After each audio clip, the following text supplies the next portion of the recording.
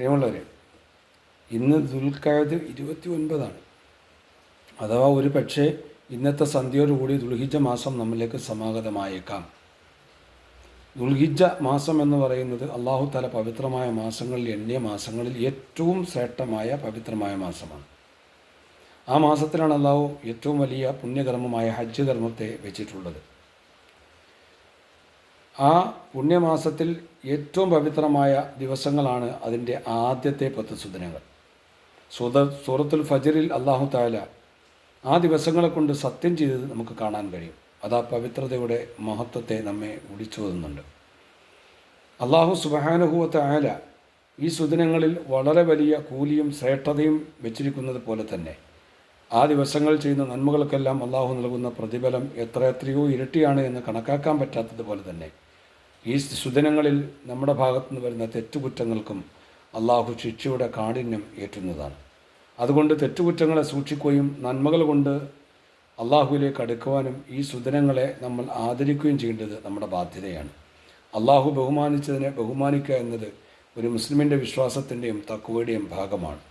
നാഥനായ റബ്ബ് നമുക്ക് തൗഫീഖ് നൽകി അനുഗ്രഹിക്കട്ടെ.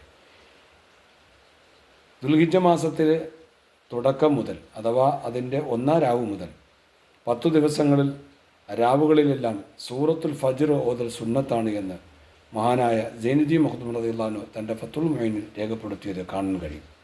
വളരെ ചെറിയ സൂറത്താണ്. കഴിവതും എല്ലാവരും പാരായണം ചെയ്യാൻ ശ്രമിക്കുക.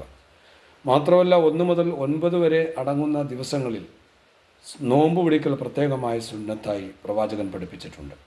അതിൽ അറഫാ ദിനം 9-ൻ്റെ അന്നുള്ള ആ നോമ്പ് വളരെ ശക്തിയേറിയ സുന്നത്തുമാണ്. അറഫാ ദിനത്തിലെ നോമ്പ് ഹാജിമാർ അറഫയിൽ നിൽക്കുന്ന ദിവസത്തിലാണ് യോജിച്ചു വരേണ്ടത് എന്ന ചില തെറ്റിദ്ധാരണ നമ്മുടെ ഇടയിലുണ്ട്. അത് ശരിയല്ല. നമ്മുടെ നാട്ടിൽ ദുൽഹിജ്ജ 9 എന്നാണോ അന്നാണ് നമുക്ക് അറഫാ ദിനം. ഹാജിമാർക്ക് അവിടെ അറഫയിൽ നിൽക്കുന്ന ഹാജിമാർക്ക് നോമ്പ് സുന്നത്ത് പോലുമില്ല. അതുകൊണ്ട് നമ്മുടെ ദുൽഹിജ്ജ 9-ൻ്റെ അന്നാണ് അറഫാ ദിനമെന്ന് മനസ്സിലാക്കി അന്ന് നോമ്പ് പിടിക്കൽ ശക്തിയേറിയ സുന്നത്താണ് എന്നും നമ്മൾ തിരിച്ചറിയുക.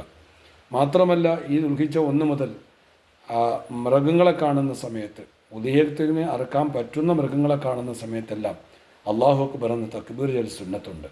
സദഖകൾ വർദ്ധിപ്പിക്കുക, തഹ്ലീലുകൾ വർദ്ധിപ്പിക്കുക, തക്ബീറുകൾ വർദ്ധിപ്പിക്കുക, നല്ല നല്ല സൽക്കർമ്മങ്ങളെല്ലാം വർദ്ധിപ്പിച്ചുകൊണ്ട് ഈ മാസത്തിൻ്റെ ഈ പ്രധാനപ്പെട്ട ദിവസങ്ങളെ സജീവമാക്കാൻ നമുക്ക് കഴിയണം.